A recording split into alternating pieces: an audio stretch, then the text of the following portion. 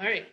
Thanks for a great class today. Wanted to make sure we gave a recap. So our phenomenon that we were exploring at the beginning of class was thinking about all of the transition metals and the way that depending upon the charge of the ion, we see this phenomenal display of color when we have transition metals in aqueous solution.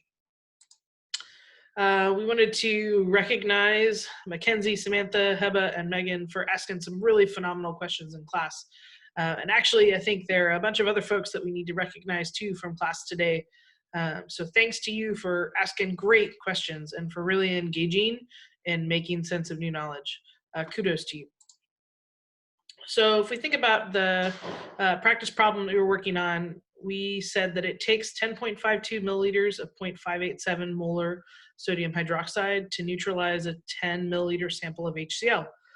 And so we're thinking, what is the concentration of the HCl? So in order to set up this problem, the first thing we need to do is think about what we've been given. So we have an equation that's balanced. Our HCl plus our sodium hydroxide will go on to form water, sodium, and chloride. This is a strong acid reacting with a strong base. And so it's going to go on to form water and a salt. When we do the setup for this problem, we want to pay particular attention that we're starting with the givens that are connected. So this word of is really important. So 10.52 milliliters of, we're going to convert our milliliters to liters, and then we're going to use our molarity, or moles per liter, to do a conversion into moles. Then what's critical about this type of problem is that we need to obtain the mole ratio from the balanced equation. So in this case, they're 1-to-1, but if they weren't 1-to-1, we'd want to be making sure that we were attentive to what the correct mole ratio was. And then we're going to divide by the volume of the known sample. And again, we converted this to liters. So when we do that and we complete the calculation by multiplying across the top, and dividing by what's on the bottom, we get 0.6175 moles per liter. We know that we have 3 significant figures, so we're going to round that to 0.618 moles. When we think about this from a general setup, it's really important that we actually think about how we make sense of this information. So we're going to use the terms titrant and analyte. So the titrant is what we're using. It's what we're adding to our solution. So we have the volume of a titrant, and then we have the molarity of the titrant. And then from our chemical equation, we have the mole ratio of analyte to titrant. And then we're going to divide everything by the volume of our analyte. This is going to give us the molarity, so the moles of analyte per liter of analyte, which is the final answer that we're looking for here, where M, again, is moles per liter. So if we plug everything in, we can label the volume of our titrant, the molarity of our titrant, and the volume of our analyte. And then because they're asking for concentration, we know that we're looking for the molarity of our analyte. And so we make sense of this by plugging in our information. In this case, we already converted to liters. We're multiplying by our molarity. We have our mole ratio, and we're dividing by the volume of our analyte. And this gives us 0.618 molar HCl. The scientist that we wanted to spotlight today is Richard Feynman. He's famous for studying theoretical physics. In fact, when we get to quantum mechanics, we'll be able to talk a little bit more about the work that he did. He was a professor at Caltech. He won the Nobel Prize, and he's thought of as the father of nanotechnology. That's really not the reason why I want to showcase him today. There are a couple of reasons why I think he's pretty significant. The first is that he supported his colleague, Jenny Joy LaBelle, who had been hired as Caltech's first female professor. He was supportive of her in her effort to get tenure. And really critically, he wasn't afraid to be wrong or to ask why. And I think that that's a really critical and important component to recognize for him. If we think about our science practices, so asking questions, defining problems, analyzing and interpreting data, and then constructing explanations, designing solutions, and engaging in argument from evidence, there's something we refer to as the Feynman technique, where he incorporates all of these. So his goal is choose a concept, teach it to someone else, and in the process of teaching it to them, you're going to identify gaps. And then once you know what those gaps are, you can go back to the source material to make sense of it. And then you'll be able to review. And there's this kind of feedback loop to this process where it really is a cycle. And so what I want to recommend is that the ultimate test of your knowledge is really your capacity to convey it to another person. That's part of the reason why I really enjoy teaching and making sense of this material, is because I'm confident that you're going to teach me and I'm going to learn better ways to explain the material. So if we think about our learning outcomes for chapter 4, we're balancing chemical equations. We're using our balanced chemical equations to convert between amounts of reactants and products. We're using molar concentrations to convert between volumes and moles. We're going to identify limiting reactants, and then we're going to calculate theoretical yield and percent yield of reactions. So the last piece that we need to take a look at is redox. So redox reactions are reactions where reduction and oxidation occurs during the chemical reaction.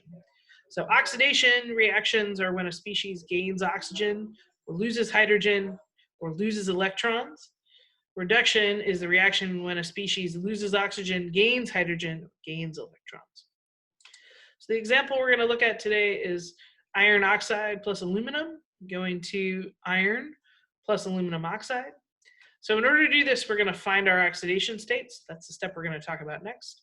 We're going to write half reactions, and then we're going to think about how to balance our overall reaction.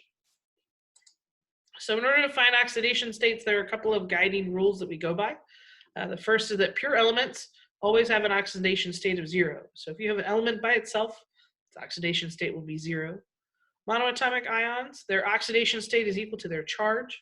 And then compounds, where the sum of all oxidation states are equal to the charge on the compound. Now, it's important that we talk about order of priority, because when we think about naming nonmetals and covalent compounds with respect to their oxidation states, we always want to start with the highest priority. So fluorine is our highest priority. It's always going to be a -1. Hydrogen is a +1, unless, of course, it's bonded to a metal. And then oxygen is -2, except in the case of peroxides. Finally, group 7 will be -1, unless a higher priority rule makes it impossible. And group 6A will be a -2, unless there's a higher priority rule that makes it impossible. So we think about some examples. Here's the example for H3PO4. So we know that hydrogen has a +1 oxidation state, so 3 times +1. And we know that oxygen has a -2, so 4 times -2. So a -8 plus 3 is a -5. We need to get the phosphorus by itself, so we add 5 to both sides. So phosphorus is +5.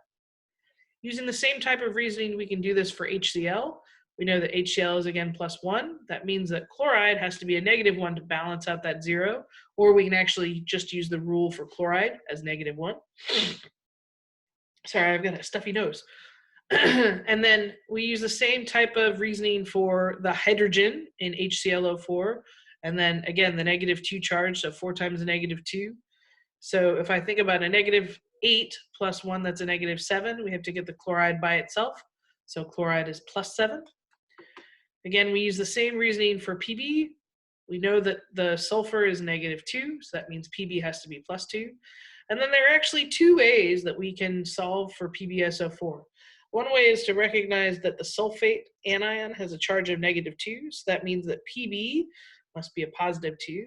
And then we can actually separate out and solve for the sulfate ion by itself. So S plus 4 times the -2 is equal to a -2, and that's where sulfur is +6.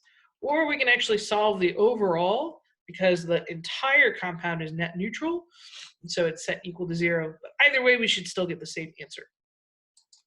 So the most critical thing to think about here is when you're solving these types of problems, you really want to think about the order of priority in terms of oxidation state. You'll have access to the rules of oxidation states for your exam.